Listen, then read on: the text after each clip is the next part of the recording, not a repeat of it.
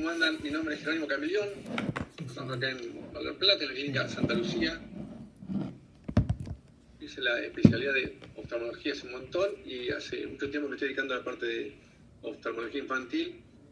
Y hoy vamos a hablar de esotropias acomodativas y de las paresis o parálisis de los nervios que intervienen en la musculatura extrínseca del ojo, ¿sí?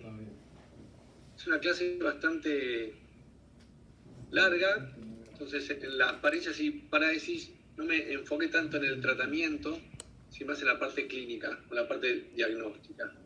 Porque la parte de tratamiento son cirugías y seguramente hay otro módulo de cirugía, entonces creo que ahí va a estar bueno poder manejarlo. Bueno, vamos a hablar primero de la esotropia acomodativa. Y para hablar de la esotropia acomodativa, es una esotropia que está en el grupo 1 de los estrabismos o esotropias primarias, que son esotropias donde no hay lesiones a nivel ocular o a nivel central, ¿sí? Estos aparecen la esotropia congénita o síndrome de ciancia, la esotropia que aparece en los primeros meses de vida. Y después tenemos las esotropias no acomodativas, o la parcialmente acomodativa, la esotropia acomodativa, que es la que nos toca hoy, y las microtropias, que son esas pequeñas esotropias que generan una ambliopía muy profunda. También están las esotropias con miopía, que es un grupo aparte del tratamiento de las esotropias por el retroceso de los rectos medios. Y tenemos las esotropias con mitancia agudas, tipo 1 de Schwann, tipo 2 Franceschetti, tipo 3 de Bielchó.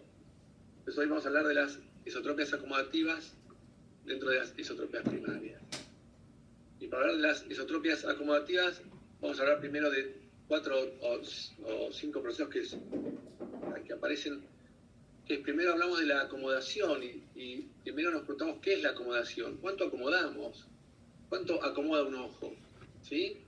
Después vamos a hablar del reflejo sinkinético, que son los reflejos que hacen ante la estimulación de las áreas correspondientes retinales. ¿Qué reflejos se suceden para que la retina llegue a esa visión nítida de la imagen? Vamos a ver la relación de la convergencia-acomodación, que es un proceso en el cual se genera una convergencia refleja ante ese reflejo de acomodación, la relación acomodación-convergencia y algo del factor acomodativo. Cuando hablamos de la acomodación, sabemos que a 33 centímetros en la mirada de cerca, fundamentalmente la acomodación se mide en la mirada de cerca, se sabe que a 33 centímetros, un tercio del metro es la acomodación o el recíproco. El recíproco de una fracción es la misma fracción invertida. O sea, 33 centímetros sería un tercio del metro y el recíproco sería un entero, un 3 sobre 1. Entonces, sabemos que un paciente hemétrope a 33 centímetros acomoda ese recíproco de 3, ¿sí? o 3 dioptrías. El paciente hipermétrope de cerca tiene que acomodar esas 3 dioptrías de cerca más su hipermetropía de base. Imaginemos una hipermetropía de más 2, llegamos a una acomodación de más 5 dioptrías.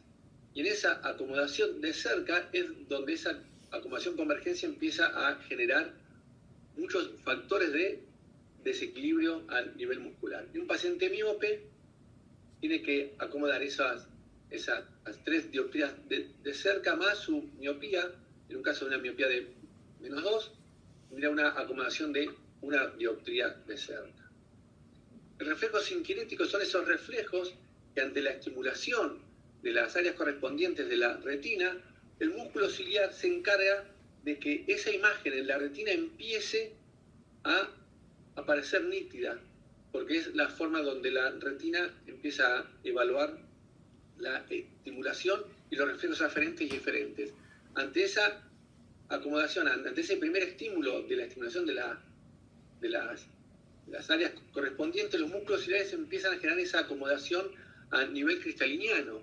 Sabemos que ante la acomodación a nivel cristaliniano, el músculo ciliar se potencia para poder hacer que ese cristalino se abombe y esa acomodación, esa imagen borrosa que empieza a estimular las áreas correspondientes, empiece a ser vista nítidamente por la retina. Luego, el segundo estímulo es esa convergencia que sucede a la acomodación. Los rectos medios hacen, en esa visión de cerca, esa convergencia fusional es necesaria para que ambas áreas correspondientes sean estimuladas por igual. Y luego tenemos el tercer estímulo, que es a nivel de la miosis, que sucede a nivel de los esfínteres pupilares. Entonces, en toda acomodación, en toda mirada de cerca tenemos acomodación, convergencia y miosis. Ese es el reflejo sinkinético. Luego, en la convergencia acomodativa, como les decía, esa convergencia proximal que sucede por la estimulación de los rectos medios para poder estimular a ambas áreas correspondientes, aparece esta convergencia acomodativa que está en relación a la distancia que vemos, como les decía hoy. En esa convergencia de los rectos medios y esa acomodación del músculo ciliar aparece la estimulación de la retina. Y esa convergencia acomodativa se asocia a la convergencia fusional, que es la convergencia que se encarga de que el cerebro pueda ver esas dos imágenes levemente dispares como una sola imagen. Esta convergencia fusional es fundamental para la estereopsis, ¿sí? Para la fusión. Recordemos que ambos ojos se estimulan por separado con áreas correspondientes. Esas áreas tienen que tener una estimulación de imágenes, se llaman levemente dispares, para poder que ese cerebro fusione esas dos imágenes levemente dispares dentro del área de Panum, ¿sí? Y uno pueda ver nítido. Y la relación de acomodación-convergencia, sabemos que por cada dioptría de acomodación se genera una convergencia acomodativa. Entonces, esta relación de la convergencia acomodativa en base a la relación, por un promedio de 3,5, es fundamental para que estos estrabismos acomodativos se sucedan. Tenemos dos formas de medir la relación acomodación-convergencia. Una es el método de la Fourier, que lo voy a hablar, y otro es el método del gradiente, que es un método bastante simple. Ahí dice, relación acomodación-convergencia es igual a D1 menos D2 sobre 3. Ese valor de 3 es el lente de 3 dioptrías que vamos a usar para medir la no acomodación. Entonces, ¿qué hacemos? A un paciente, siempre esta esotropia acomodativa, esta relación de acomodación-convergencia se mide de cerca. Tenemos un estímulo del paciente a 33 centímetros y hacemos que el paciente hemétrope o hipermétrope no lo corregimos y le pedimos que miren de cerca ese objeto que está a 33 centímetros. Y ahí medimos la desviación que sucede. Ese es el valor que medimos la acomodación. Luego, a ese valor, que sería el D1, se mide el D2. El D2 es, hacemos la misma medición, pero colocamos un lente de 3 dioptrías para inhibir esa acomodación que hoy les hablaba de los 33 centímetros. Entonces, este valor de D2 va a ser menor al D1 porque no está en juego la acomodación. Entonces, el valor de D1, imaginémonos, nos da 30 dioptrías de desviación. El D2 nos da 20 dioptrías de acomodación porque ya siempre nos van a dar valores menores porque la acomodación está en juego. Y esos 30 menos 20 nos da un valor de 10. A ese 10 lo dividimos sobre las 3 dioptrías del lente de acomodación y nos da una acomodación convergencia de 3,3. Es una acomodación convergencia normal, ¿sí?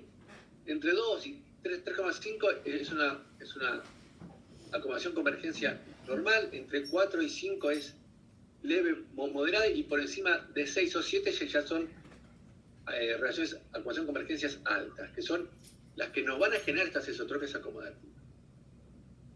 Y el factor acomodativo es el resultado de la combinación entre la hipermetropía del paciente y la relación de la acomodación convergencia. Este factor acomodativo es muy importante para poder tener en cuenta esta relación de acomodación convergencia. Entonces, hablamos de la esotropia acomodativa. ¿Alguna duda acá de todo lo que dije? Si no, abren el micrófono y me preguntan y hablamos. Estas esotropias acomodativas tienen un comienzo variable. Generalmente los padres vienen y te dicen, ¿sabes qué? Mi hijo cada tanto empieza a desviar, lo veo cada tanto que desvía, a veces no, a veces sí, es como que están en una variación diaria y comienza muy temprano, entre el año y los 3 años de edad, ¿sí? Entonces el padre viene a consultarte por ese cuadro y lo ve por momentos y por momentos no lo ve. Y más cuando se ven objetos de cerca. Cuando está el paciente viendo de lejos, esta esotropia no aparece tanto, sí cuando ven de cerca. Ahí por ese factor de acomodación importante que tenemos. Muchas veces aparecen posteriores a traumas cefálicos u oculares o con pacientes que empiezan a ser estudiados por diabetes. ¿Qué pasa? En el adulto, estas esotropias acomodativas a veces suceden porque hay un debilitamiento con el tiempo de las convergencias funcionales. Lo que hoy decía, esa convergencia funcional es el tercer paso de las convergencias. En el adulto empiezan a debilitarse. Entonces, a veces en el adulto vuelven a aparecer estos cuadros, ¿sí? Como les dije, es una esotropia intermitente que se acentúa en diferentes circunstancias, principalmente la mirada de cerca. Cuando mira de cerca, ahí es donde aparece la esotropia acomodativa. Al principio va generando una diplopía intermitente. Luego, posteriormente, el paciente genera una confusión y una supresión. Recordemos que estas diplopías intermitentes generan confusión cerebral porque se estimulan áreas que no son correspondientes. Entonces, esa estimulación de áreas que no son correspondientes lo que genera es una confusión a nivel cerebral. Esa confusión a nivel cerebral hace que el cerebro suprima el estímulo del ojo que no está mandando el estímulo más nítido. Entonces, en esa supresión llegamos a la ambliopía. Estos cuadros a veces presentan ambliopías moderadas al comienzo y luego se puede hacer mucho más profundo si no los tratamos. Son cuadros que generalmente tratamos siempre porque los padres se preocupan mucho por estos pacientes. Entonces, es muy raro que estos pacientes queden sin tratamiento. Tienen, como le dije hoy, un ángulo variable que va a ir cambiando en base a la mirada de cerca y rara vez presentan difusión de oblicuos. Son cuadros que generalmente se tratan con lentes. Muy raras veces llegamos a cirugías. Hacemos un retroceso de rectos medios mínimo, pero muy raros. Entonces, ¿qué pasa? Cuando el paciente está en ortotropia, se genera una correspondencia retiniana normal. Ambas áreas retinianas se estimulan por igual y el paciente no presenta diplopía ni confusión. Cuando hay una esotropia con un tiempo bastante marcado, a veces aparece supresión. Esto diferencia estas esotropias acomodativas de la exotropia intermitente, que en la exotropia intermitente realmente no hay supresión y hay una correspondencia retinal normal cuando hay ortotropia y en la exotropia no genera supresión. Esa es una gran diferencia. Si estudiamos el paciente que el padre viene, o los padres, madres y padres, vienen y nos dicen, mi hijo desvía, y a veces nos cuesta porque a veces tienen ángulos de desviación muy pequeños, son muy variables, pero si vos lo buscás, encontrás esa intermitencia en algún momento del examen. Como les digo, tienen hipermetropías leves a moderadas, no son hipermetropías muy altas. Igual estos pacientes siempre debemos dilatarlos con cicloplegia. Recuerden, todos los pacientes pediátricos, todo paciente pediátrico requiere una cicloplegia por lo menos, ¿sí? Para ver cuál es realmente su valor de la refracción. Estos casos de esotropias acomodativas rara vez se descompensan. Se descompensa a veces con el tiempo y, como les dije, en el adulto se van descompensando por esas convergencias funcionales que van siendo disminuidas. Y hay un diagnóstico diferencial de las microtropias descompensadas por las hipermetropías. Son cuadros muy raros, pero a veces aparecen. Entonces... Doctor, ¿le puedo consulta? Sí.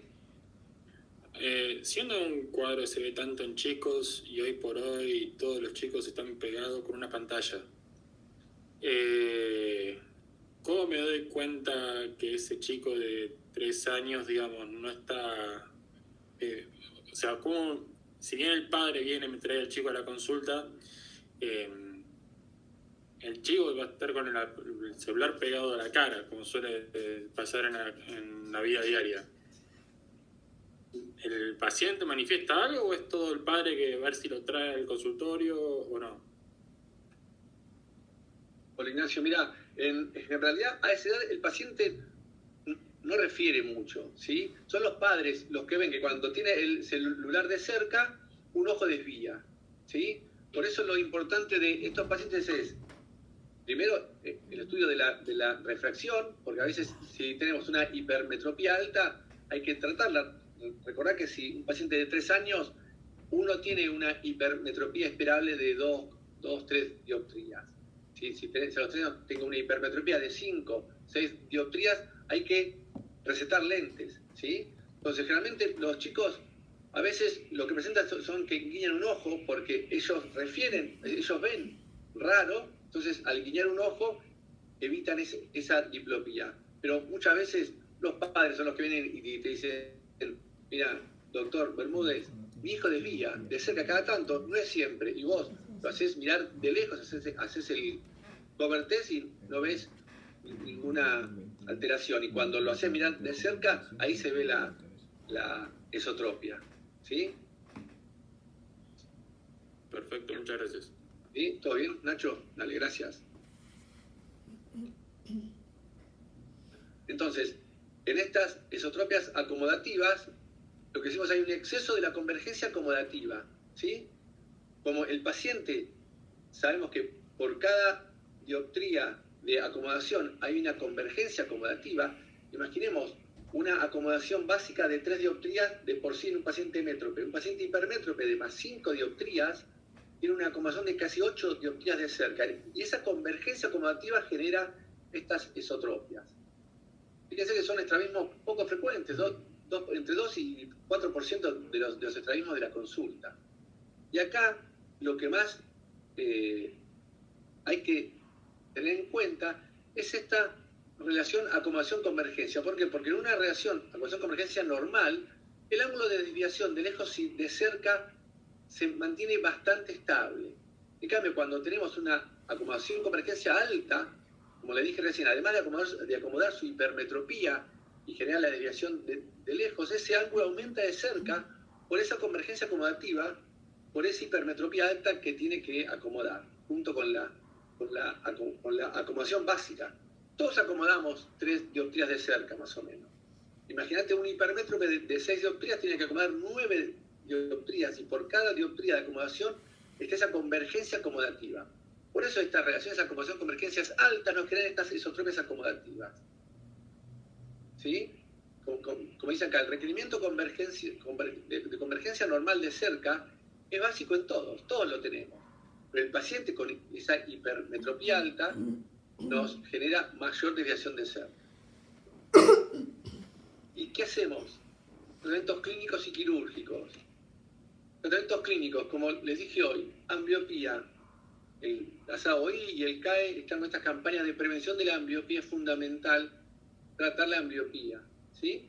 En estos casos, si con lentes corregimos esa esotropia y lo llevamos al paciente en ortotropia, esa ambliopía es mucho más corregible, ¿sí? Pero es fundamental el tratamiento de la ambliopía en todos los pacientes, porque sabemos del periodo de plasticidad sensorial que va entre 0 y 10, 12 años más o menos. Entonces, hasta ahí podemos tratar esa ambliopía. Ahora hay muchos métodos más modernos como Binox y de la estimulación dicóptica, pero la ambliopía se trata en los pacientes pediátricos.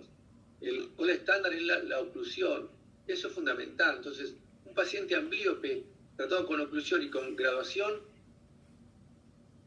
lleva todo a mucho mejor resultado de esos estrabismos. ¿Sí? Perdón. Después, tenemos que tratar, además de la ambliopía, la hipermetropía. ¿Y cómo tratamos esa hipermetropía? Como dije hoy, cicloplegia. Yo que uso una gota de ciclopentolato al minuto 0 y otra gota al minuto 30, y no le doy más gotas. En los 60 minutos de la primera gota, ahí mido la cicloplegia. ¿Sí? ¿Qué hago? En los pacientes con esotropias acomodativas, le doy la corrección total, la full correction le doy. Todo lo que me da la cicloplegia, se lo doy al paciente y le digo al padre, vayan tranquilos, que lo use la mayor cantidad de tiempo posible. Esa es la frase, no es que lo use todo el día, que lo use la mayor cantidad de tiempo posible. Son chicos de 2 años, 3 años, se lo sacan. Los padres tienen un drama en la casa, una pelea familiar, entonces le decís que lo use la mayor cantidad de tiempo posible y en 30 días lo vuelva a ver, ¿sí? En esos 30 días los padres vienen y a veces se quejan de que esa desviación al principio es mucho mayor cuando le saco el lente que antes. Antes desviaba y ahora cuando le saco el lente desvía más. Es porque al disminuir esa acomodación las vergencias se ven más debilitadas. Entonces, ¿qué hacemos? Nada, le decimos al padre tranquilo, porque a los 60 o 90 días esas vergencias empiezan a disminuir y los ángulos se mantienen estables. Y así lo voy guiando. A los 6 meses hago un control completo nuevamente. Medición, cicloplegia y fundamentalmente tratamiento de la ambliopía, ¿sí? Esta hipermetropía lo que hace también es relajar esos mecanismos de emergencia y a veces esa disparidad de lejos y cerca, como le dije hoy, que va aumentando, al principio luego se estabiliza, ¿sí? Entonces tratamos la ambliopía, tratamos la hipermetropía y intentamos debilitar la relación acomodación-convergencia. ¿Cómo? Con lentes bi o multifocales, ¿sí? Se le da la graduación máxima de lejos y se le da una adición de +3 para cerca, para que esa relación de acomodación-convergencia sea menor. Si yo tengo ese +3 de la acomodación de cerca disminuido o controlado, o corregido mejor dicho, esa relación acomodación-convergencia disminuye. Entonces, con lentes multifocales, esos pacientes andan mucho mejor. Lo que pasa es que en nuestro medio es muy difícil darle lentes bifocales o multifocales a los chicos. Yo no estoy acostumbrado a dar lentes multifocales, ¿sí? Lo que hago, le doy la corrección total y lo voy viendo cada 3-4 meses, ¿sí? Como les digo, fundamentalmente para tratar esa ambliopía. También otro tratamiento es con atropina, que relaja la acomodación, o con pilocarpina o colios ciclotónicos que aceleran esa acomodación. Son tratamientos que hoy están bastante en desuso por las complicaciones, los efectos secundarios de estas gotas. Entonces, realmente con gotas yo no lo trato. En casos muy raros, hacemos cirugías sobre los rectos medios leves o moderados. Muy pocos casos hemos tratado con retroceso de rectos medios. Doctor, una pregunta. ¿Sí? ¿Nos podría explicar un poquito más acerca de la oclusión de cada 2 horas? Por ejemplo, ¿cuánto tiempo se podría dejar la oclusión por 1 o 3 meses? ¿O es variable dependiendo cómo vaya respondiendo el paciente? Si lo podemos suspender directamente cuando ya vemos que está controlado o lo vamos bajando con menos tiempo. ¿Cómo sería eso? Bien. ¿Vos me estás preguntando por el tratamiento de la ambliopía, fundamentalmente? Claro, sí. Bien, perfecto. Mira, yo lo que hago ahora, cuando tengo un paciente amblíope y doy la corrección total del anteojo, hago oclusión mínimo 2 horas, le digo a los padres. Con que hagamos 2 horas, estamos muy bien. Si el paciente se deja más tiempo, mejor.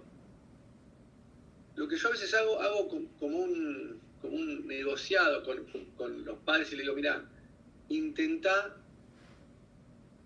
porque es muy difícil que el chico se una al tratamiento con parche. Cuando son más grandes lo entienden más, a los 3-4 años es muy difícil.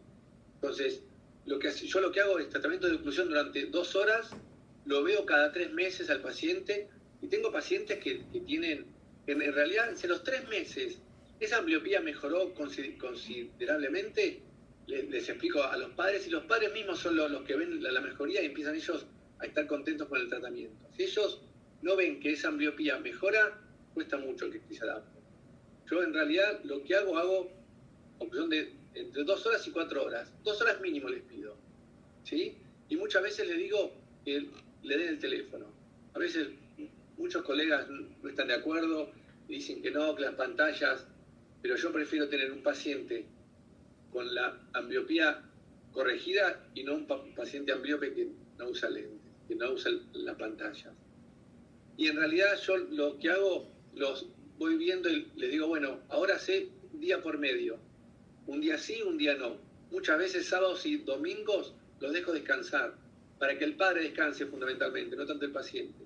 porque es un tratamiento bastante intensivo, hay que estar atrás, los chicos no se dejan el parche.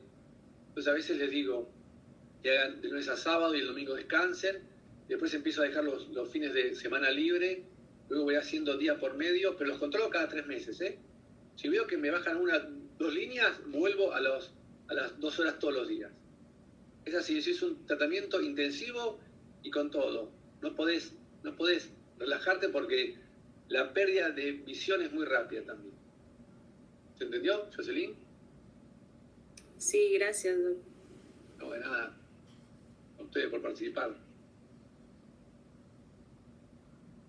Después, otra forma de, como les decía hoy, para debilitar la relación acomodación-convergencia y el uso de lentes biomultifocales, como les dije hoy, cuando el paciente acomoda no requiere cirugía y con el tiempo vamos disminuyendo la graduación y las grandes desventajas es que sin los lentes la desviación es más marcada y los pacientes muchas veces por estética no los quieren usar, ¿sí? Pero es fundamental darle por lo menos el lente con la corrección total. Dice, con el uso de lentes, los colirios y la oclusión, para tratar la ambliopía, vamos monitoreando el cuadro hasta los 5 o 6 años que comenzamos con los ejercicios ortópticos. Los ejercicios ortópticos son para mejorar las vergencias funcionales. El ejercicio ortóptico no mejora la reacción a acomodación-convergencia, solamente mejora las vergencias funcionales. Entonces el paciente puede controlar más esa pérdida de fusión, ¿sí? Cuando las vergencias funcionales empiezan a disminuir, la esotropia acomodativa aparece mucho más marcada. Entonces, eliminamos la supresión con los ejercicios ortópticos, mejoramos la amplitud de vergencia, ¿sí? Y con estos recursos vamos llegando a la adolescencia, donde esa relación de acomodación-convergencia va disminuyendo y disminuye la convergencia acomodativa. Por eso es fundamental tratar a estos pacientes al principio, porque después, si vos lo vas dejando, puede ser que la deviación mejore, pero la ambliopía a veces no llegamos a corregir, ¿sí? Y el tratamiento quirúrgico, les decía, realmente en una esotropia acomodativa con la relación acomodación-convergencia normal, en general no requieren cirugía, ¿sí? Con la corrección óptica es fundamental para que el paciente mantenga la ortotropia y consigamos una buena agudeza visual de ambos ojos. Cuando tenemos una esotropia acomodativa con la acomodación-convergencia alta, muchas veces requerimos la cirugía. Como les dije hoy, las pocas veces que operé fue un retroceso simple de rectos medios. Generalmente en una esotropia normal retrocedemos de 4 milímetros en adelante. Acá a veces hacemos retrocesos simples de ambos ojos de 2 milímetros, ¿sí? O 2,5. O a veces hacemos un retroceso simple monocular del ojo no fijador, ¿sí? Bueno, ¿alguna duda hasta acá? Hablamos de esotropias acomodativas, ahora vienen las paresias o parálisis oculares, ¿sí? ¿Ninguna duda? ¿Entendieron todo? Bueno, excelente. Bueno, paresias o parálisis oculares, ¿sí? Son cuadros que no son tan frecuentes, pero aparece entre los 4% de todos los estrabismos. Son cuadros bastante incómodos para el paciente porque son cuadros bastante agudos, ¿sí? Entonces el paciente de un momento para otro presenta diplopía y esa diplopía es muy molesta para los pacientes. Cuando hablamos de paresias o parálisis, generalmente hablamos de paresias a nivel ocular. Las parálisis son casos bastante más complejos. Realmente hablamos de paresias oculares, ¿sí? Lo importante de esto es saber a qué nivel se puede generar el sitio de la lesión. Puede ser a nivel nuclear, y ahí hablamos de procesos a nivel del sistema nervioso central. Puede ser de la salida del núcleo hacia el tronco, toda la zona fascicular, y ahí nos va a dar los síndromes alternos. Después puede ser una lesión a nivel del tronco o ya una lesión a nivel orbitaria, ¿sí?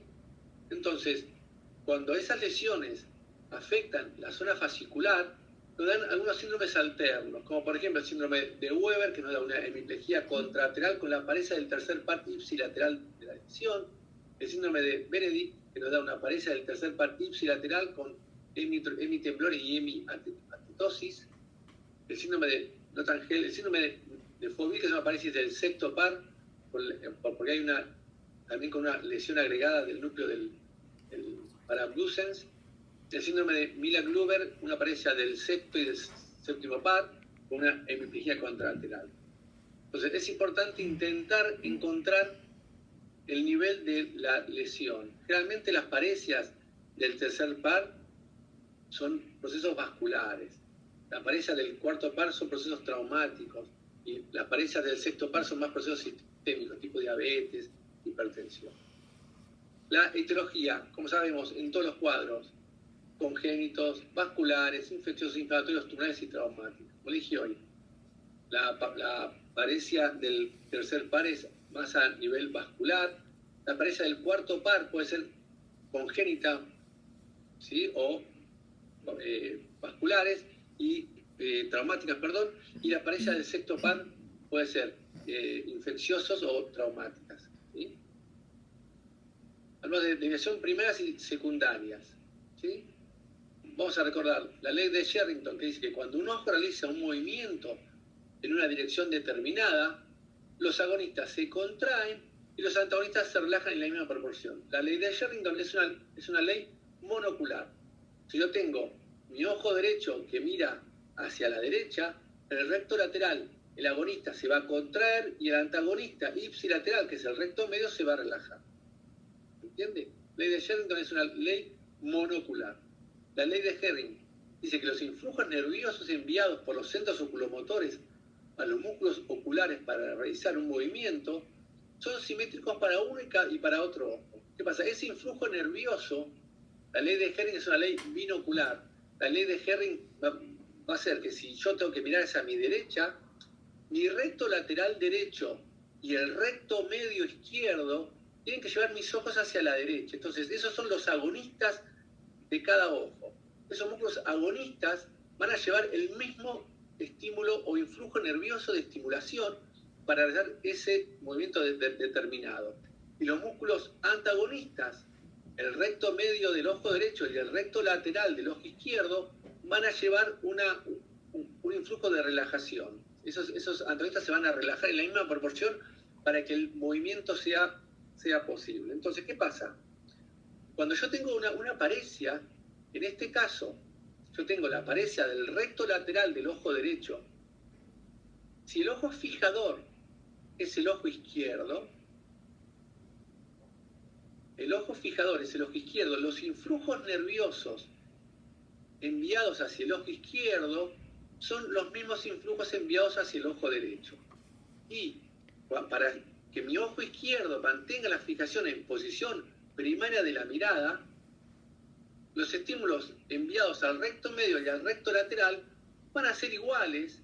Entonces, los estímulos enviados hacia los músculos del ojo derecho van a generar una desviación de un ángulo determinado, ¿sí? Esa es la desviación primaria cuando el ojo fijador es el ojo no parético. Cuando la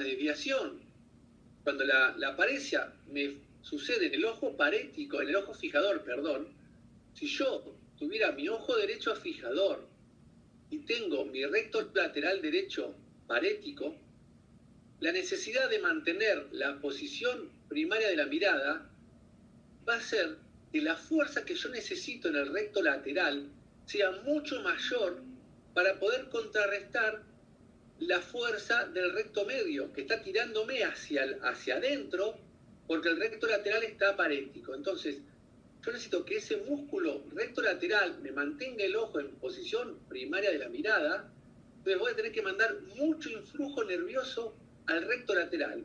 Y ese aumento del influjo nervioso, del estímulo del ojo, del recto lateral del ojo derecho, va a hacer que el recto medio del ojo izquierdo reciba también mucho mayor estímulo.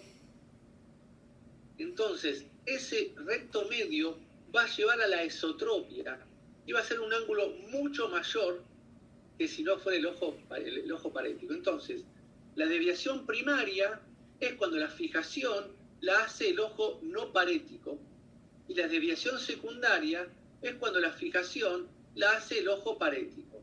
Entonces, la desviación secundaria es siempre, el ángulo es mucho mayor que la desviación primaria. ¿Se entendió eso? Sí.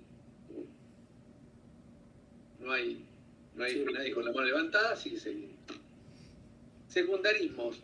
Los secundarismos son procesos que suceden Hola. a esa Disculpe, pared. ¿puede repetir lo anterior?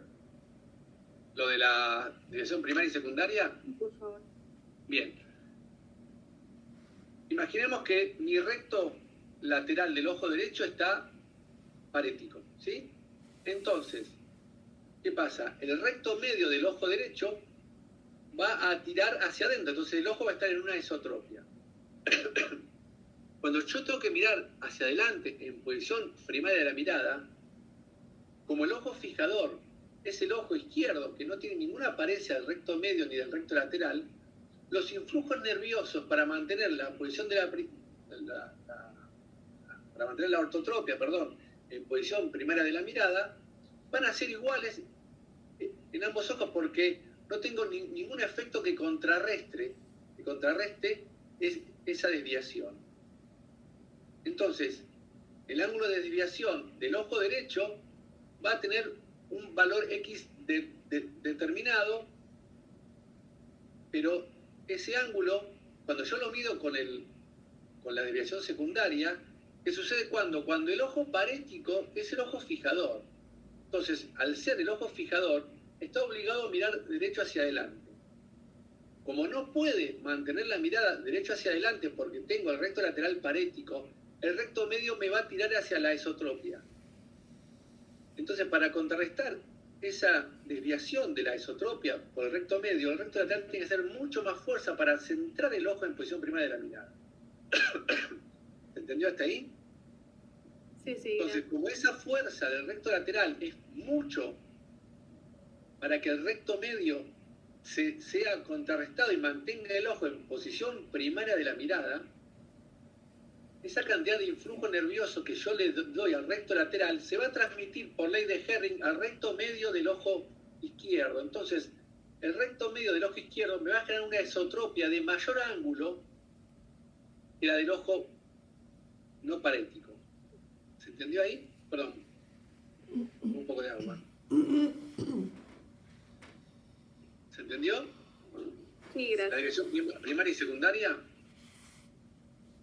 es un poco un chino a veces, pero si no, lo hablamos de vuelta, no hay ningún problema. Entonces, ante esta parecia aparecen los secundarismos, que, por ejemplo, si yo tengo el recto lateral del ojo derecho con una parecia, la hiperfunción de mi antagonista ipsilateral del recto medio va a ser marcada. Y a su vez va a ser marcada la hiperfunción del músculo yunta del recto medio del ojo izquierdo. Esas hiperfunciones empiezan a hacer que esos músculos empiecen a generar esas contracturas. Por eso estos cuadros de parecias son cuadros, se llaman restrictivos en el tiempo. O empieza a haber una restricción por la contractura de los músculos hiperfuncionales. Esa contractura tiende a reducir la elasticidad, se reduce el acortamiento y se reduce la fuerza. Estos cuadros de parecias, con el tiempo, tienden a la comitancia, porque esa contractura, esa hiperfunción de los antagonistas empieza a ceder con el tiempo por esa parálisis inhibicional que se genera. Entonces, muchas veces estas parecias en el tiempo, vienen a veces pacientes que dicen, no, tengo un estrabismo de vez en cuando, y vos te das cuenta que hay una parecia del sexto par que está contrarrestada por esas contracturas o esas hiperfunciones. Eso tiende a la comitancia. Por eso se llaman estrabismos restrictivos. Después tenemos otro que sucede, es la tortícolis.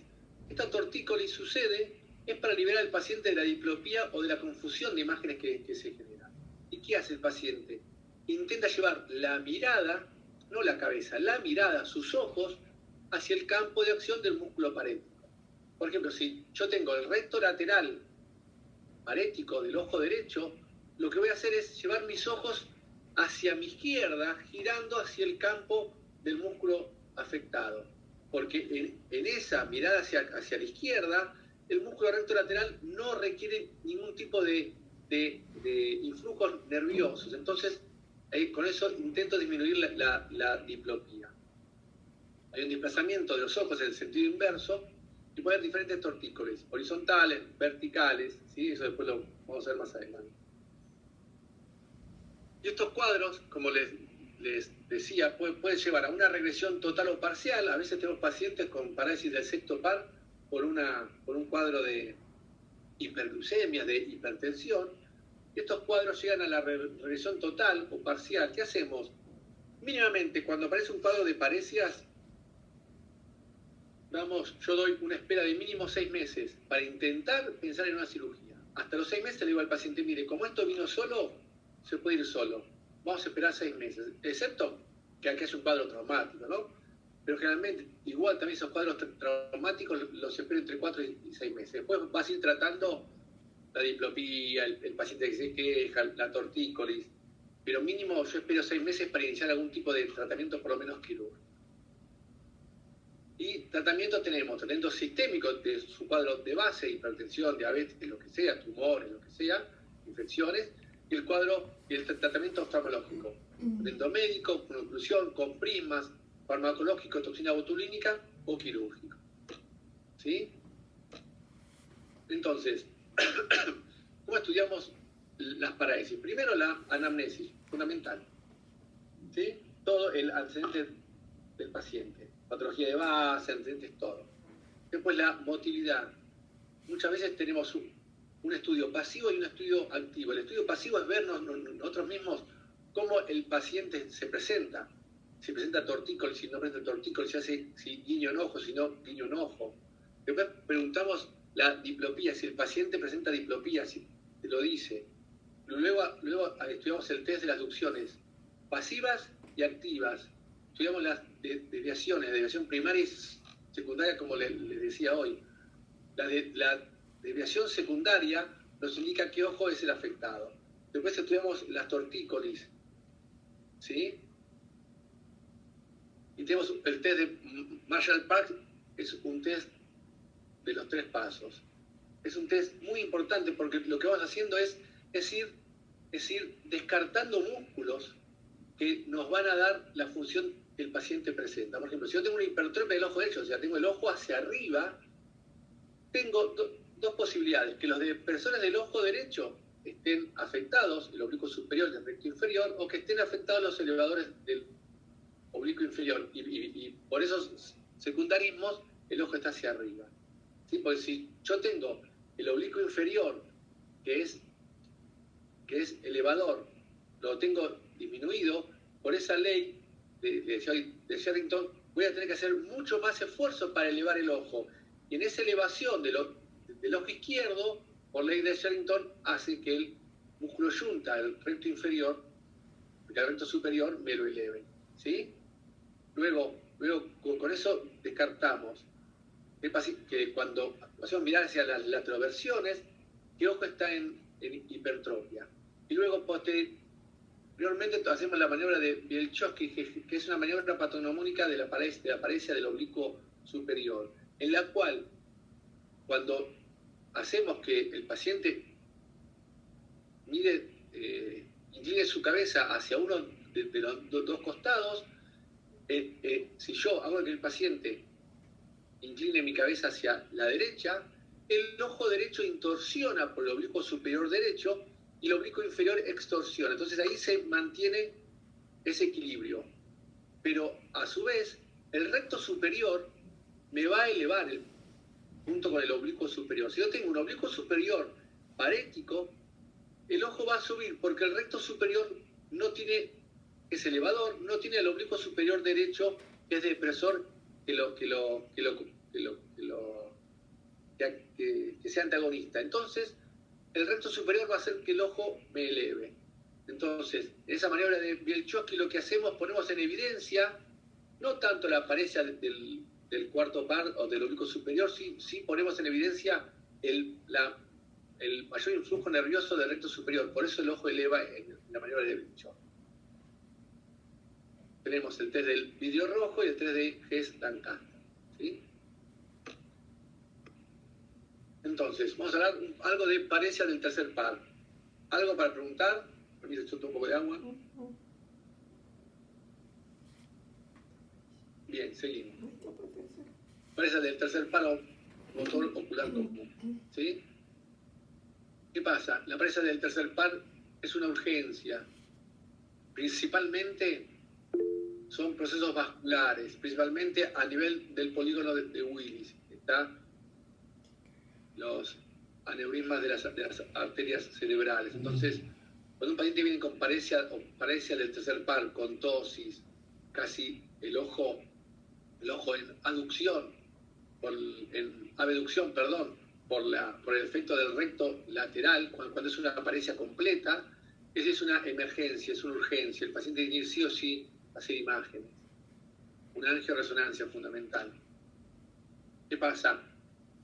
Vemos la posible afección del tercer par en todo su recorrido. Puede ser a nivel nuclear, a nivel fascicular, a nivel troncular entre la arteria cerebral media y la arteria cerebrosa posterior. Esos aneurismas de estas arterias son generalmente las principales causas de estas parecias, ¿sí? Entonces, cuando la lesión se sitúa a nivel fascicular, hay una relación entre la centilla y el núcleo rojo y nos da el síndrome de Weber, como dije hoy. También, si está en relación con el tracto, nos da el síndrome de Benedict, ¿sí? Y cuando estas causas son a nivel orbitarias, hay que ver los cuadros incompletos por las diferentes ramificaciones que tiene el tercer par. ¿Qué pasa? Fundamentalmente hay una reducción de los movimientos sacándicos del ojo en aducción, ¿sí? Tenemos que hacer el test de inducción pasiva para evaluar esos secundarismos, esas contracturas del recto lateral.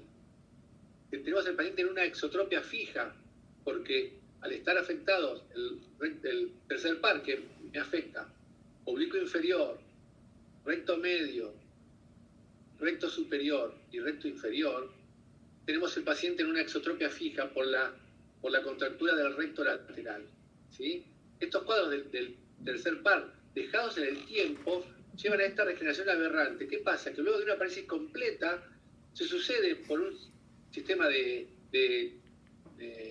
reinervación anómala, entonces aparecen estos pseudosignos de von Greff o de Argyll-Robinson, que son esas tosis o esas alteraciones pupilares, ¿sí? Esta regeneración aberrante del tercer par.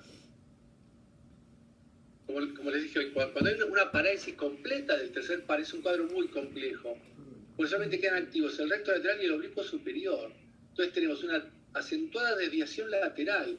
El paciente está en una exotropia fija, ¿sí? No puede mover el ojo para ningún lado, ¿sí? Hay ausencia de movimientos verticales, recto superior, recto inferior y oblicuo inferior, sin poder trabajar. Hay una discreta hipotropia por la acción del oblicuo superior, esa blefarotosis por el tema de la relación del elevador, midriasis cuando hay afección pupilar y parálisis de la acomodación. Son cuadros muy difíciles de manejar. A veces lo que hacemos es intentar fijar a nivel de la carúncula ese ojo, ¿sí? Con técnicas muy complejas. Y después tenemos las parálisis incompletas del tercer par, que depende del músculo que esté afectado, va a suceder. Si tenemos afectado el recto superior, va a haber una simple limitación de la elevación. Si tenemos afectado el recto inferior, va a haber una limitación de la depresión. Si tenemos afección del recto medio solamente, una limitación de la aducción. Si tenemos el oblicuo inferior afectado o el elevador del párpado superior, hay una ausencia de la elevación y tosis palpebral, una arreflexia pupilar o una cicloplegia según qué músculos del iris estén afectados. Entonces, estas parálisis incompletas son un poco más fáciles de tratar. Entonces, ¿qué hacemos? ¿Tratamiento médico? No hay mucho. A veces usamos prismas cuando hay parálisis incompletas del tercer par, ¿sí? A veces usamos toxina botulínica. Esas toxinas botulínicas son procesos temporarios, tienen un tiempo de efecto, pero a veces en esas contracturas de los músculos, entonces secundarismo de la toxina botulínica es muy buen cuadro para poder tratar, ¿sí? Después tenemos, y a nivel quirúrgico, como les dije hoy, evaluamos las ducciones que no mejoran y podemos tener, como les digo, traslación del oblicuo superior, traslación de la fascia lata, una cirugía inervacional, la carunculopexia que les decía hoy, o la lipopexia del recto medio de Romero Apis, un autor mexicano que dio esta técnica. Generalmente el paciente lo que pide es un poco de estética, entonces esa sutura del globo a la carúncula al nivel del hueso es muy efectiva. Bueno, parece el tercer par. ¿Alguna pregunta que puedan hacer? ¿Qué quieran hacer?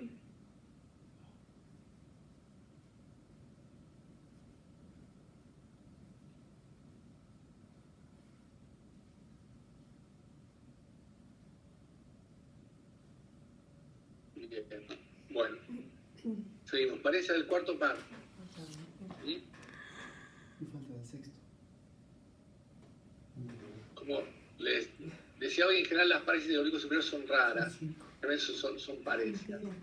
¿Qué pasa? Estos pacientes afectados del cuarto par afecta el oblicuo superior. Se genera una diplopía vertical y no se nota la desviación hasta demostrar lo contrario. ¿Qué pasa? A veces vos tenés estas parejas del cuarto par compensadas, ¿sí? Por los músculos Junta. Entonces a veces tenés que ir a buscar el cuadro. Hay pacientes que tienen estas parejas que cuando son asimétricas y congénitas, el paciente viene con un proceso de comitancia en el tiempo que el paciente no se da cuenta. A veces vienen con parejas desde pequeño y el paciente no se da cuenta. Entonces vos, cuando encontrás esas tortícolis, ahí recién podés poner en evidencia esa hipertrofia o esa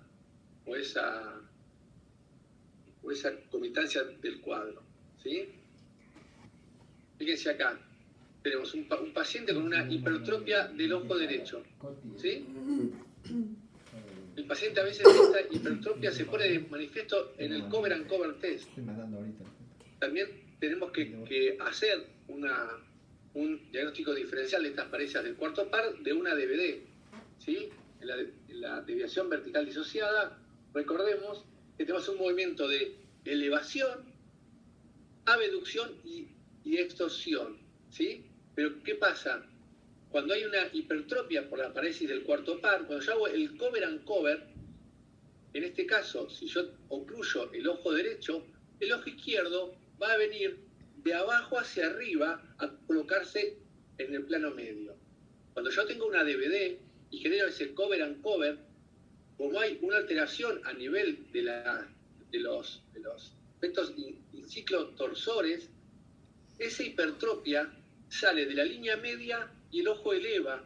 Y cuando ocluyo el ojo que está en hipertrofia, el otro ojo sale de la línea media y vuelve a elevar.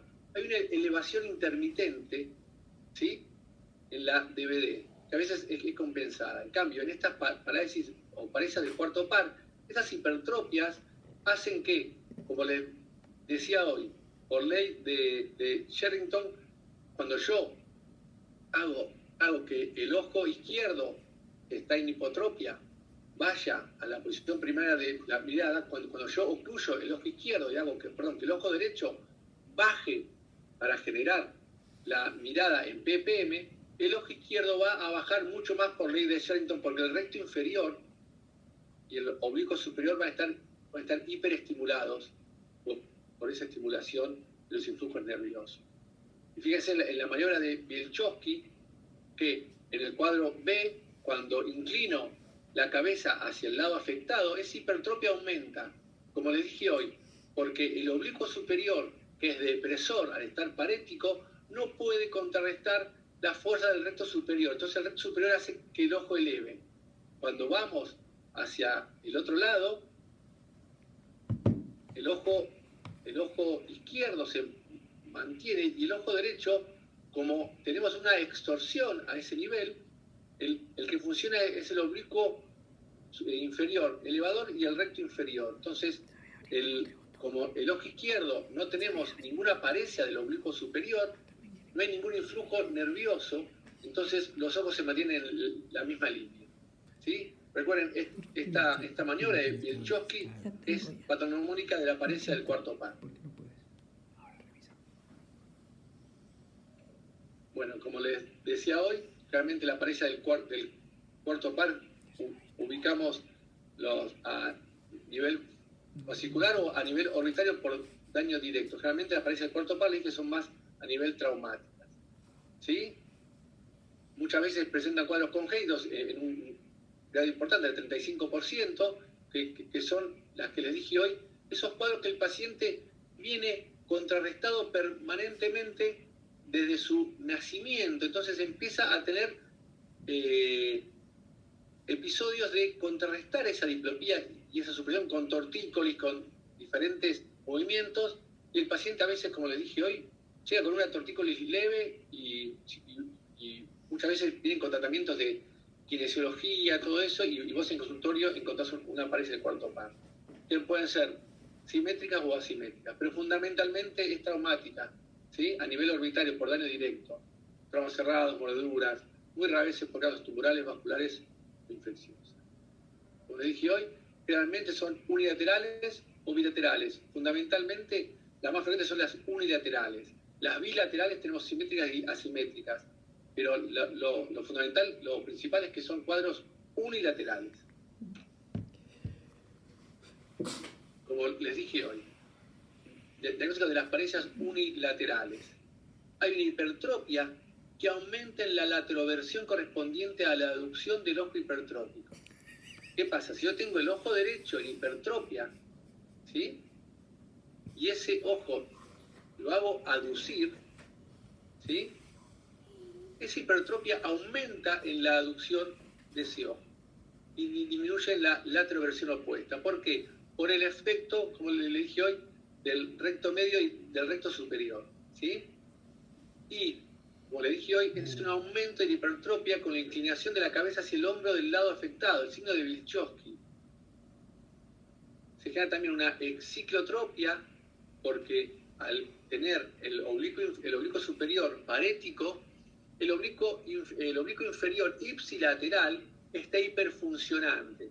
Sabemos que el oblicuo superior, es inciclotorsor, depresor y abductor. Recordemos que los oblicuos son músculos abductores y los rectos son músculos aductores. Entonces, en la pareja del cuarto par tenemos el oblicuo superior, que es inciclotorsor, entonces va a haber un aumento de la exciclotropia por el oblicuo inferior, va a haber una hipertropia por el oblicuo inferior hiperfuncionante y va a haber y la abducción queda contrarrestada, ¿sí?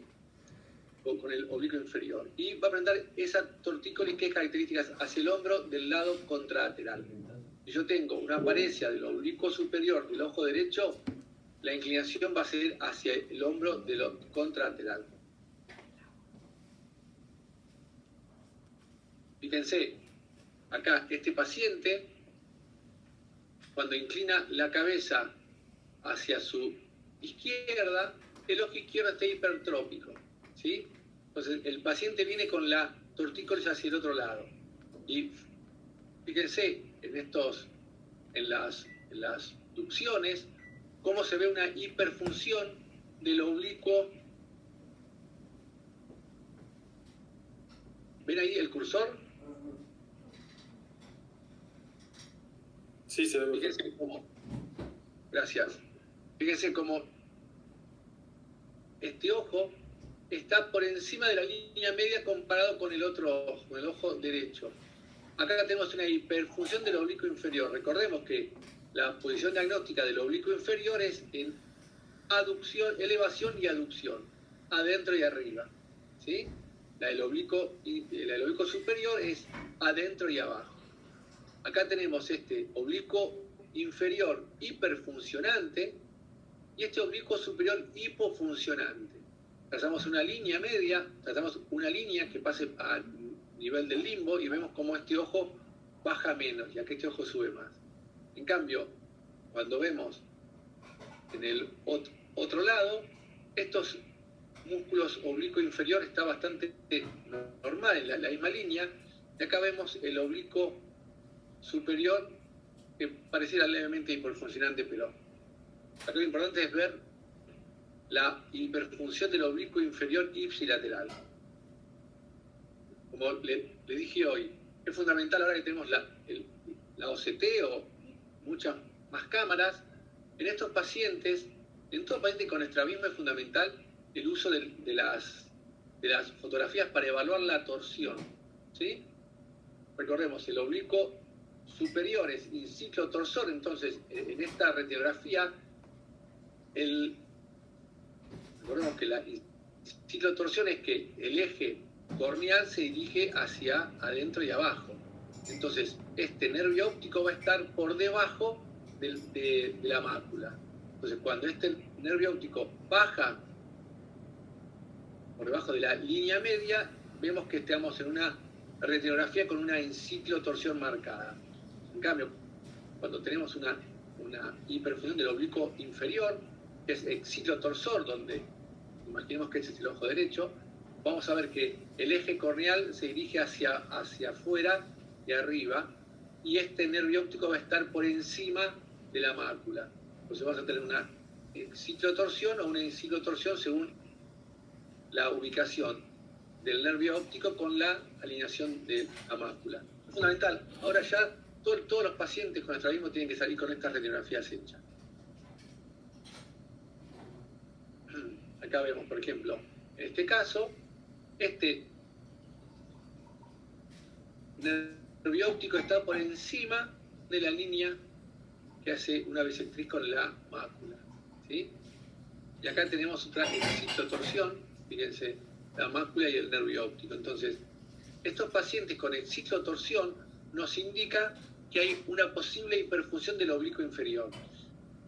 En los pacientes con esotropias congénitas o síndrome de ciancia, actualmente lo que se hace en los pacientes pequeños que se les puede sacar estas radiografías, si ya presentan estas exciclotorsiones, más allá del tratamiento sobre los rectos medios de la esotropia congénita, se están tratando las hiperfunciones de oblicuos inferiores a futuro, porque esos pacientes van a generar hiperfunción de oblicuos inferiores con DVD, ¿sí? Típico del síndrome de ciancia. Acá vemos otra fotografía donde trazamos una línea por debajo del limbo y vemos que este ojo está por encima, el ojo derecho está por encima del ojo izquierdo. Entonces, esta hiperfunción de oblicuos inferiores nos da una idea de la posible hiperfunción del oblicuo inferior por una parecia del oblicuo superior. Entonces, como decía hoy, la tortícolis de la parecia del cuarto par, permiso. Tiene una inclinación de la cabeza hacia el lado opuesto al afectado, como dije hoy. Si tenemos una parecia del cuarto par, la cabeza va a estar inclinada hacia el hombro izquierdo. ¿Por qué? Porque compensa esa hipertropia, ¿sí? A su vez, gira la cabeza del lado afectado. Entonces yo tengo la tortícolis hacia el hombro izquierdo y giro la cabeza para que mis ojos se ubiquen en abducción. A veces llevo un chin down, un descenso del mentón porque lleva el ojo a la supraversión, ¿sí? Son tortícolis bastante normales. Fíjense acá, este paciente, hoy el de la foto, viene con una tortícolis hacia su hombro derecho, ¿sí? Y el paciente no se quejaba mucho. Esta tortícolis hacia el hombro derecho. Y cuando hacemos la maniobra de Wilczewski, el ojo que está en hipertropia es el ojo izquierdo. Entonces tenemos una parecia del oblicuo superior izquierdo con una tortícolis hacia el hombro derecho, ¿sí?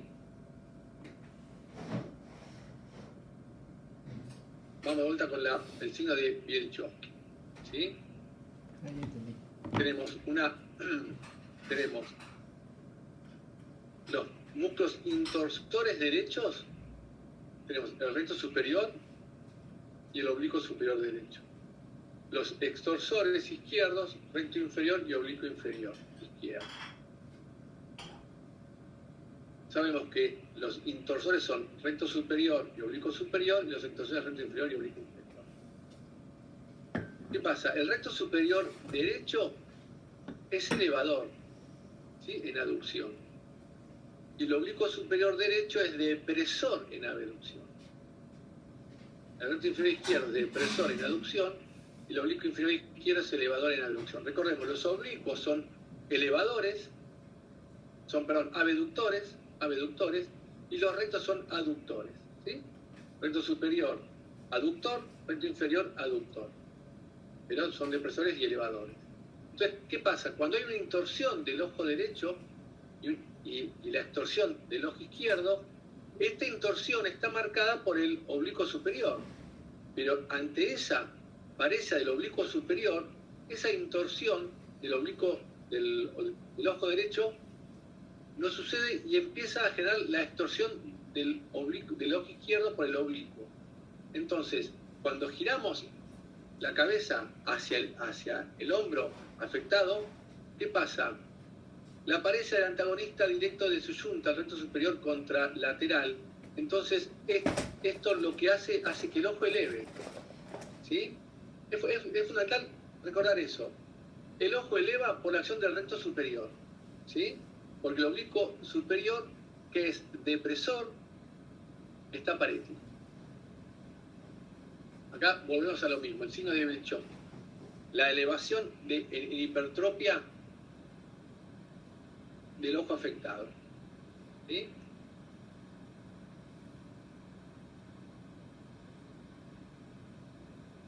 Entonces, ¿qué pasa cuando hay una pareja del cuarto par? Tenemos diplopía por esa hipertropia, ¿sí? Esa diplopía por esa hipertropia, el paciente la compensa con la tortícolis. A veces llega a haber supresión. Muchas veces dice que se asocia a la deviación horizontal disociada. Eso es un cuadro, por suerte, poco frecuente, pero se asocia mucho a la pareja del cuarto par. Entonces tiene una hipertropia pura y tenemos correspondencia sensorial normal cuando el paciente está en ortotropia y está compensado por esta tortícolis, esa amplitud de la vergencia vertical. Como hay vergencias horizontales funcionales, también hay vergencias verticales. Por eso a veces esas parejas del cuarto par vienen compensadas, porque el paciente genera un aumento de la amplitud de esas vergencias verticales. Entonces, esa pequeña desviación se mantiene compensada. Entonces tenemos los cuadros unilaterales, que son realmente una frecuencia del 70%, y los bilaterales, que pueden ser simétricos y asimétricos.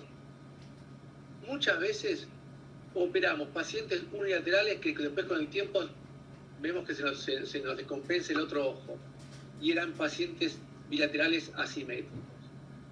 Muchas veces cuando vos tenés estas parecias bilaterales asimétricas, generalmente lo que uno hace es intentar trabajar sobre los músculos hiperfuncionantes.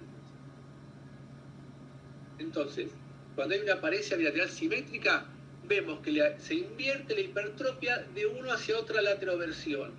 Tenemos un signo de Belchowski positivo hacia ambos lados, porque tenemos esa parecia bilateral y simétrica. Hay una acentuada convergencia en infraversión, hay una anisotropía en B. ¿Por qué? Porque tenemos el oblicuo inferior, es elevador y abductor. Entonces esa abducción arriba que genera el oblicuo inferior está contrarrestada por esa.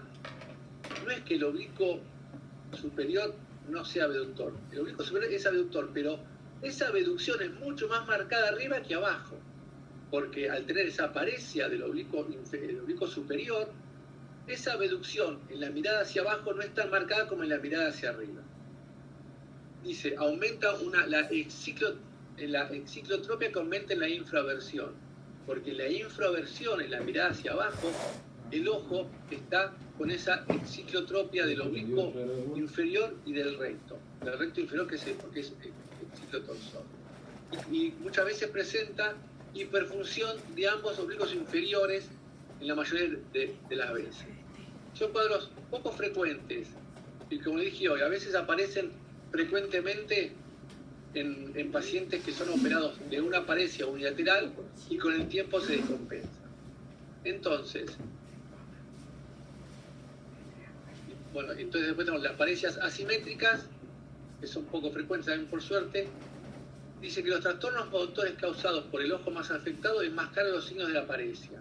Estos secundarismos que dijimos hoy. La paresia, como dije hoy, enmascarada aparece luego de la cirugía, un 15%. Y el signo de Bichot que aparece posquirúrgico para conseguir el equilibrio de los secundarios. Olvídense. ¿Qué hacemos? Entre quirúrgico y no quirúrgico. No quirúrgico es muy raro que esto se solucione. Si no viene un proceso compensado, es muy raro que clínicamente con prismas podamos compensar esa desviación y esa hipertrofia. Realmente vamos a la cirugía. ¿Y cuál es la función de las cirugías en la paresia del cuarto par? Intentar reequilibrar las fuerzas activas. ¿Qué quiere decir? Los músculos que están activos, que no están paréticos, como puede ser un oblicuo inferior, intentar debilitar esas fuerzas. Como dice ahí, preferimos cirugías debilitantes. Siempre hay que operar el músculo hiperfuncionante. Entonces, en la paresia del cuarto par, si vemos que hay un oblicuo inferior hiperfuncionante, vamos a debilitar ese músculo oblicuo inferior. No vamos a intentar hacer una cirugía inervacional para estimular el oblicuo superior. Debilitamos el músculo en cuya acción la hipertrofia es mayor. Eliminamos las restricciones mecánicas por contracturas. Debilitamos los oblicuos. El debilitamiento de oblicuos genera un efecto vertical, como dije hoy, en la lateroversión correspondiente a la aducción del ojo operado. Debilitamos los rectos verticales cuando hay una alteración en todo el campo de la mirada. La hipertrofia mayor a 20 dioptrías sugiere una intervención en más de un músculo de acción vertical que en un solo acto quirúrgico. Un oblicuo y un recto. Entonces, intentamos reequilibrar las fuerzas activas. Preferimos cirugías debilitantes y debilitamos el músculo en cuya acción la hipertrofia es mayor. Debilitamos el antagonista del músculo hiperfuncionante. ¿Sí? Perdón, hipofuncionante. Está mal acá. ¿Sí? Después, eliminamos las restricciones mecánicas por contracturas. Esto es fundamental. ¿Sí? A veces con toxina botulínica, para intentar eliminar esa desviación que tenemos. Dice, si la hipertrofia se mantiene en todas las posiciones horizontales de la mirada, hay que actuar además sobre un recto vertical. Por eso a veces hay que debilitar el oblicuo y el recto vertical. Y las hipertrofias mayores a 20 grados, que sugieren una intervención en más de un músculo de acción vertical en un solo acto quirúrgico, hacemos debilitamientos en dos músculos que en uno grande. Intentamos debilitar, hacer pequeños debilitamientos de dos músculos que un gran debilitamiento de un solo músculo. Recordemos que estamos ante una paresia. Entonces estas paresias uno a veces no las puede manejar bien o controlar bien. Entonces intentamos hacer cirugías poco invasivas. Y a veces son cirugías que podemos volvernos para atrás mucho mejor. ¿Qué tenemos? Tenemos, por ejemplo, un debilitamiento del oblicuo inferior, una miotomía marginal triple, una miectomía. Lo que hacemos en el oblicuo inferior en las miectomías es aislamos el oblicuo inferior, ¿sí? Ya vieron técnicas seguramente del oblicuo inferior. Vamos a buscarlo inferotemporal a 10 milímetros del limbo. Ahí hacemos la apertura conjuntival del ateno y llegamos a la esclera. Ahí tomamos el músculo recto, el músculo del oblicuo inferior, que es el músculo que está intraconjuntival, recuerden. Y luego aislamos muy bien el músculo, intentando evitar la aparición sin romper los tabiques grasos. Y una vez que tomamos ese músculo, lo cortamos. Hacemos cauterización de bordes, cortamos el oblicuo inferior y lo soltamos. Y lo dejamos que vaya y que se pegue donde sea. Esas son técnicas que antes se hacían. Ahora ya, como uno no puede controlar dónde va a quedar este músculo, intenta esas técnicas no hacerla. Y después tenemos la transposición anterior del oblicuo inferior. ¿Qué hacemos? Tomamos ese músculo oblicuo inferior, lo cortamos y suturamos ese músculo cerca del recto inferior. Tenemos la cirugía de Abt, de Fink, eso seguramente van a tener una clase de debilitamiento del oblicuo inferior, y ahí en base a eso, esas transposiciones anteriores son más controlables que la miectomía. Entonces intentamos llevar a ese oblicuo inferior lo más controlado posible. Otra opción es debilitar el recto superior ipsilateral, como les decía hoy. Esos rectos superiores son los que generan esa hipertrofia por esa falta de depresión del oblicuo superior. Entonces, ¿y cómo hacemos las cirugías debilitantes del recto superior? Una retroinserción. Recordemos que los retrocesos de los músculos son cirugías debilitantes y las miectomías o los plegamientos son cirugías que refuerzan, se dice, ese músculo. Entonces, para debilitar el recto superior tenemos que hacer una retroinserción, ¿sí? Dejando a nivel colgante ese recto superior. Después podemos debilitar el recto inferior contralateral, ¿sí? ¿Por qué? Por la ley de Shenton. Son cirugías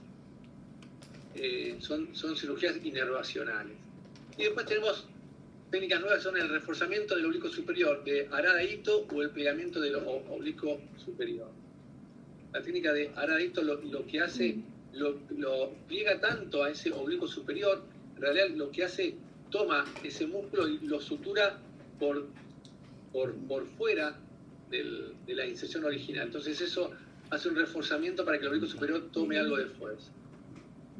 Pero generalmente lo más fácil es, como las cirugías del oblicuo superior son cirugías más complejas, que tienen más complicaciones, intentamos debilitar el músculo hiperfuncionante, que es el oblicuo inferior. Bueno, ¿alguna pregunta sobre pareja del tercero, del cuarto par, de isotropia acomodativa? ¿Hay uno despierto o están todos ya dormidos? ¿Alguna duda, chicos? ¿Alguna pregunta? Bueno, ahora. ¿Una duda, algo? Hay Ignacio Bermúdez, a ver. Ignacio, a ver. No, decía, por ahora vamos bien, gracias. Ah, ok. Bueno, gracias, Nacho. Gracias. Es importante eso. Bueno. Parejas del sexto par. En este caso, vemos, el paciente se presenta con una tortícolis hacia el lado contralateral y con una esotropia, ¿sí? ¿Por qué? Por la acción del recto medio, es obvio.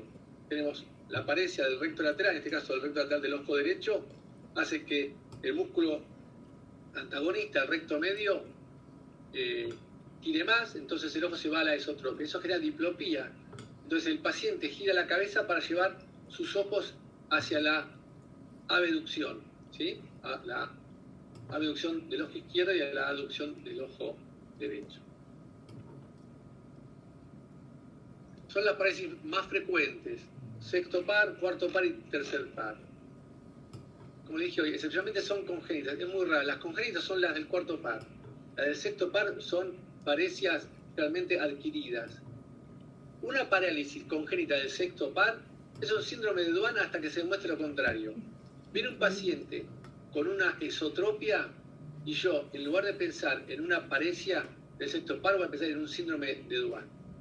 ¿Sí? Es fundamental. Recuerden, el síndrome de Duane, dificultad en la abducción. ¿Cuál es la función del recto lateral? Fundamentalmente la abducción. Entonces, el paciente no puede abducir, pero el síndrome de Duane lo vamos a encontrar con otras características, que son los upshoot o los downshoot, por esa inervación anómala, la disminución de la hendidura palpebral cuando intenta abducir, ¿sí? Entonces, en PPM, el recto lateral es el principal abductor.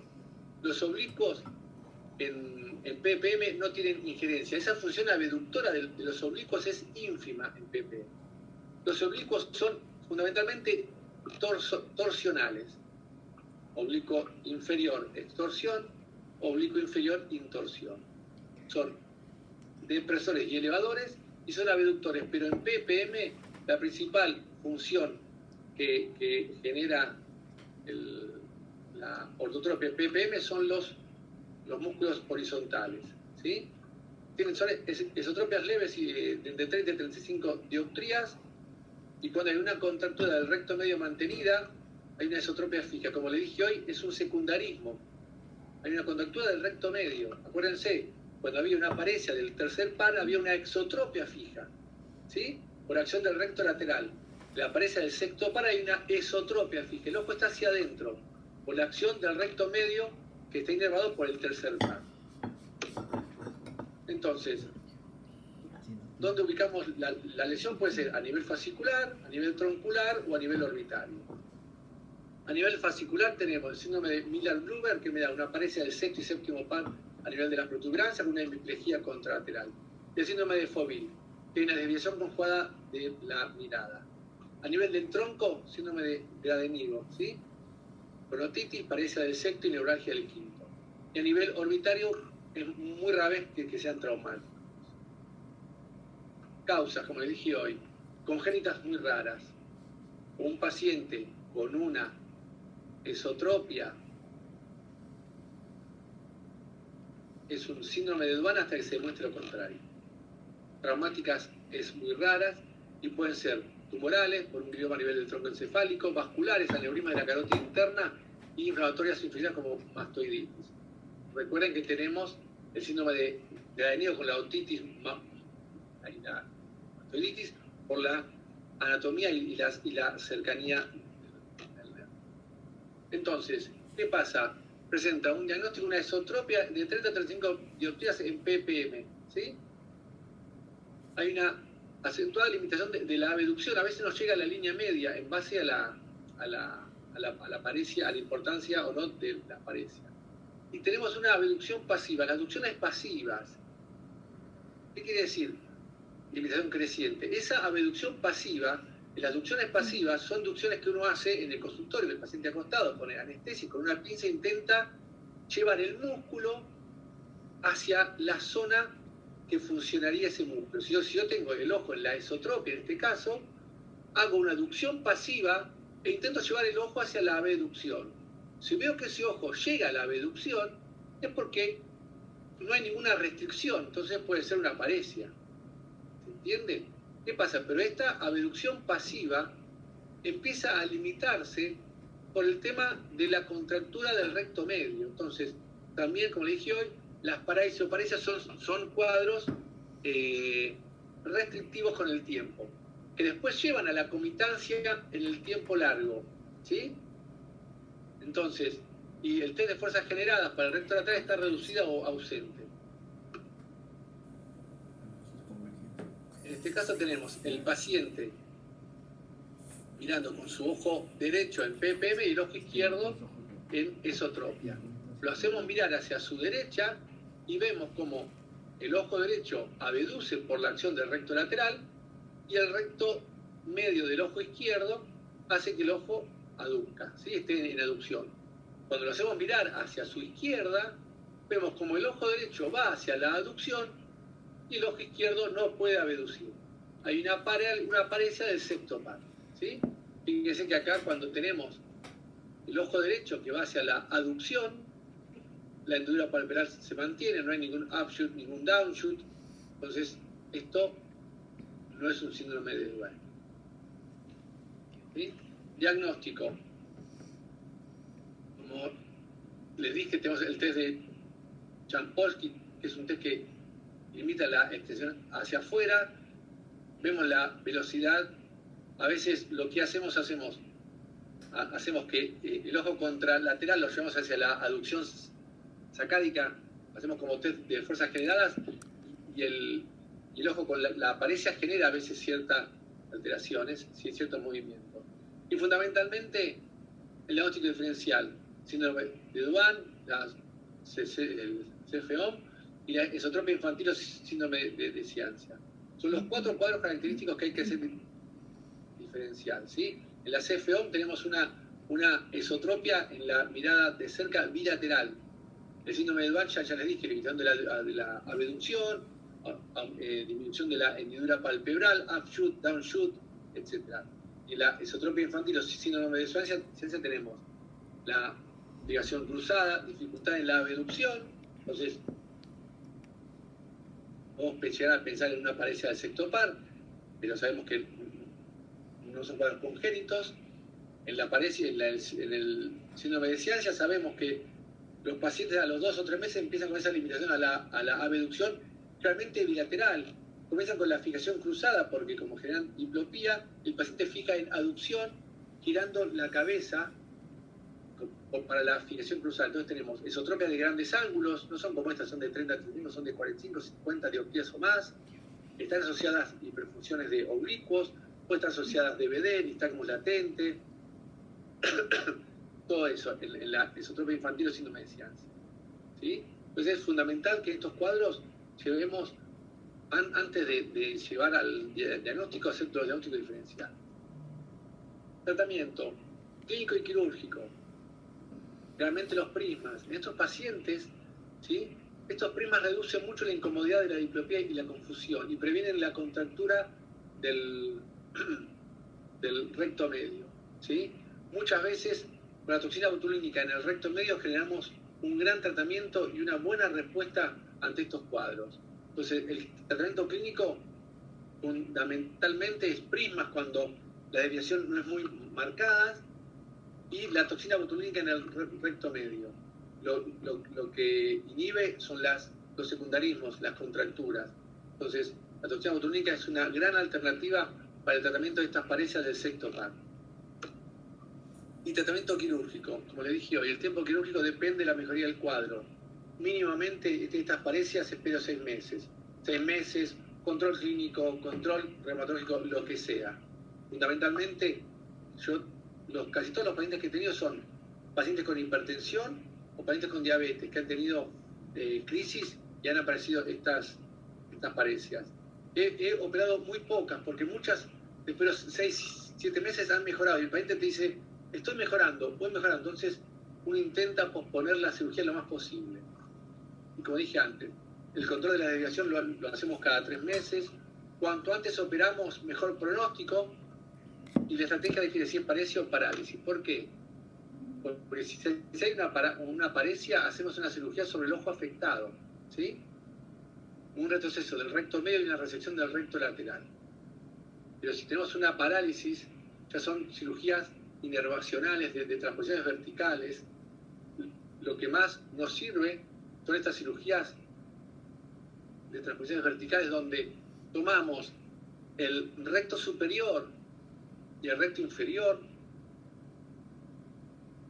dividimos el cuerpo muscular en 2 y una parte de cada músculo del recto superior y del recto inferior los llevamos y los suturamos lo más cercano al recto lateral, ¿sí?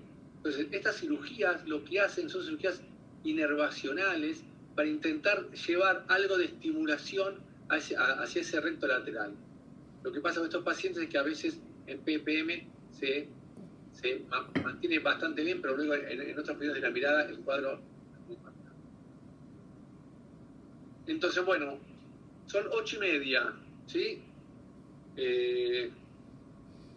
Les quise hablar de lo más general de las parecias, porque son cuadros muy complejos. Entonces es como que hemos intentado hablar las generalidades de las parecias. Cecilia, ¿algo que me quieras decir? ¿Alguna pregunta, algo? Acá estoy re interesante, la verdad que siempre es tan interesante todo esto, porque aparte son cosas que nos pueden llegar al consultorio a todos. Llegan a todos, chicos, sí. ¿Alguna duda, alguna consulta? Aprovechen al doctor, algo de la lectura que hayan hecho. A veces es difícil leer estrabismo y entenderlo, entonces aprovechen a los doctores para sacarse las dudas. Es mucho. Yo acá voy a poner mi mail en el chat, por si alguien quiere una pregunta o la clase, lo que quieran. Si surge algo, claro. Se las envío. ¿Sí? Muchas gracias, doctor. Muy buena clase, ¿eh? Gracias. Muchas gracias. Carlos, ¿cómo andás? Bien. Nunca lo Carlos es un no residente vuelve a las nuestro. presenciales, Carlos. Mirá, Ah, no, Mira, clase no. ya olvidé, estaba acá. Nos vamos encontrando todos los oftalmólogos acá. En todos lados estamos, sí. En todos lados. Bueno, Bueno, cualquier duda, hay algo. una pregunta, te agradecemos un montón haber estado acá con nosotros. No, Cualquier pero duda gracias. le pueden escribir al doctor o me escriben a mí, se las transmito también al doctor Domínguez, no hay problema. El miércoles tienen clase presencial, así que bueno, el miércoles sí en la facu. Muchísimas gracias por la clase. Muchas gracias por la aclaración. No, de nada, ustedes, y bueno, acá de Mar del Plata con una tormenta increíble. Ah, hoy estuvo feo el temporal allá, sí. Sigue feo. Sigue feo, ¿no? Bueno. Sí. Bueno, Estamos que no bien. pasa nada. Bueno, Cecilia, muchas gracias. Y No, por perdón el favor. otro día, el 9, que no pude dar la